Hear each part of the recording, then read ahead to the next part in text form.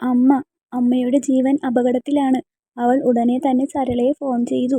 പക്ഷേ ഒരുപാട് നേരം ബെല്ലടിച്ചതല്ലാതെ യാതൊരു പ്രതികരണവും ഉണ്ടായില്ല.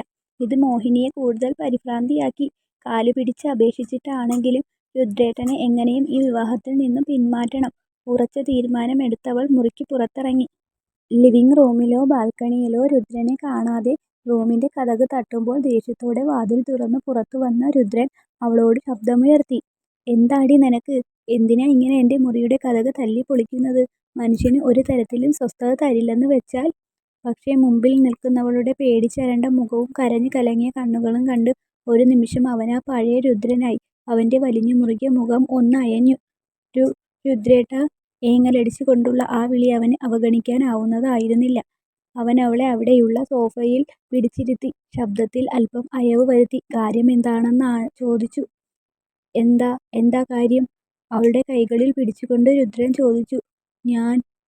എന്റെ അമ്മ. അമ്മയ്ക്കെന്താ? അത് അവര് അമ്മയെ കൊല്ലും. ആര്?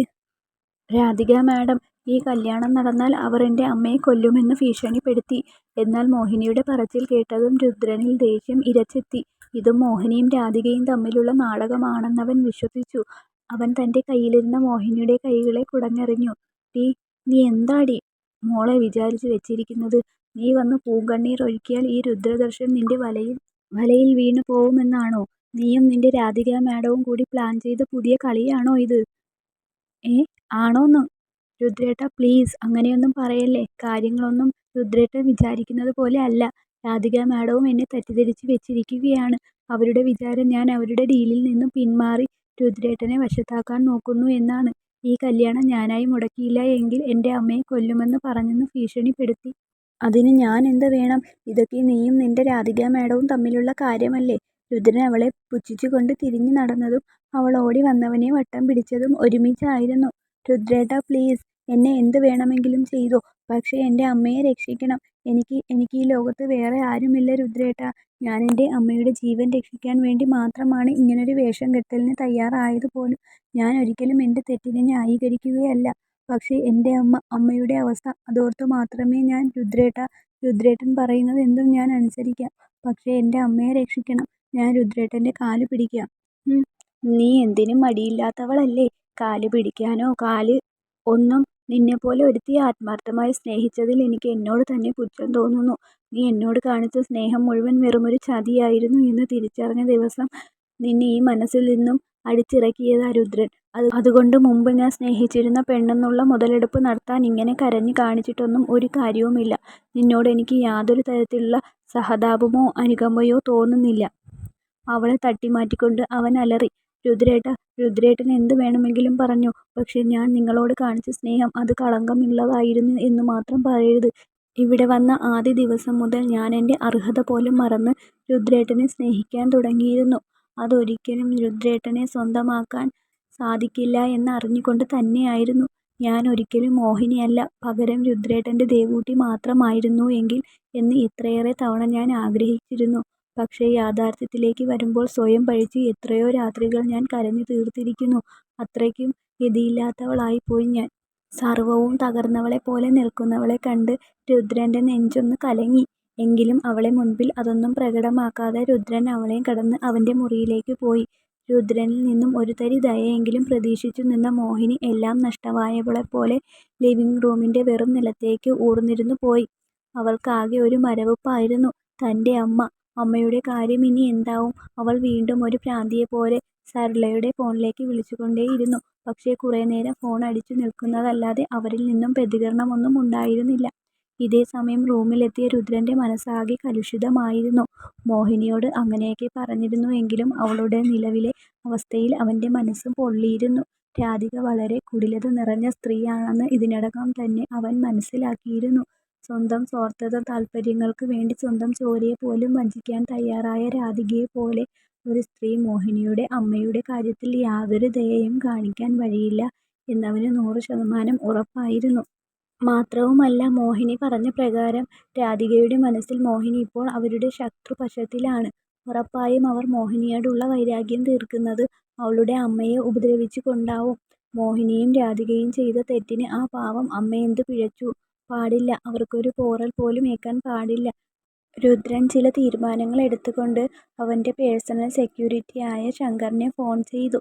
അടുത്ത ദിവസം ഉറക്കമുണർന്ന മോഹിനി താൻ അപ്പോഴും ആ വെറും തറയിലാണ് ചുരുണ്ടുകൂടിയിരിക്കുന്നത് എന്ന് മനസ്സിലാക്കി. ഉറക്കത്തിന്റെ ആലസ്യം വിട്ടകന്നതും അവൾ ഞെട്ടിപ്പിണഞ്ഞുകൊണ്ട് അമ്മയെ ഫോൺ ചെയ്യാൻ തുടങ്ങി.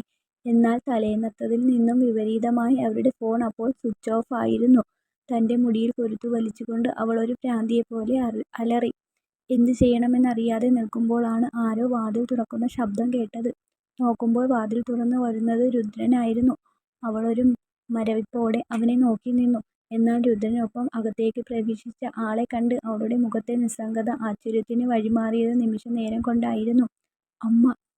അമ്മേ!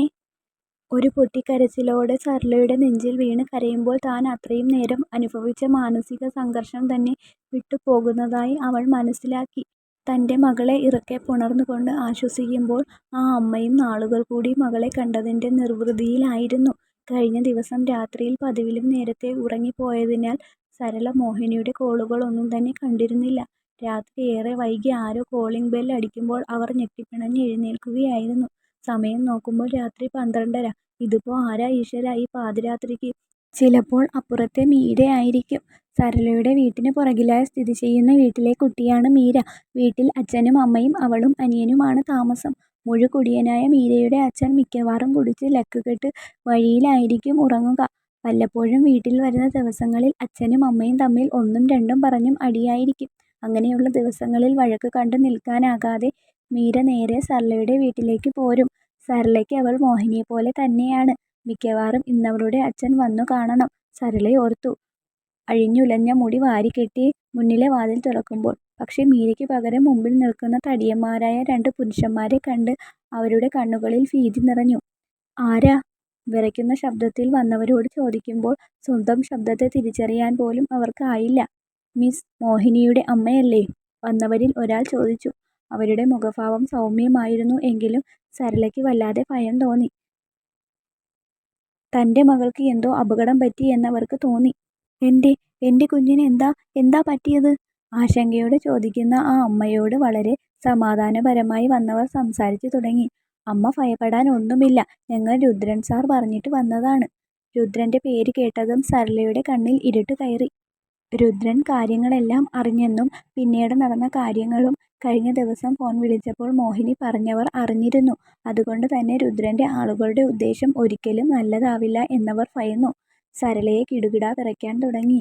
ഇവർ തന്നെ അപായപ്പെടുത്തുമോ എന്ന് ഭയന്നവർ ഒച്ചയെടുക്കുവാൻ തുടങ്ങിയതും വന്നവരുടെ മുഖത്തെ സൗമ്യത മാറിയിരുന്നു. സരള ഒച്ചയെടുക്കുന്നതിന് മുമ്പ് തന്നെ കൂട്ടത്തിലൊരാൾ വീട്ടിലേക്ക് ഇടിച്ചു കയറി അവരുടെ വായ പൊത്തിയിരുന്നു.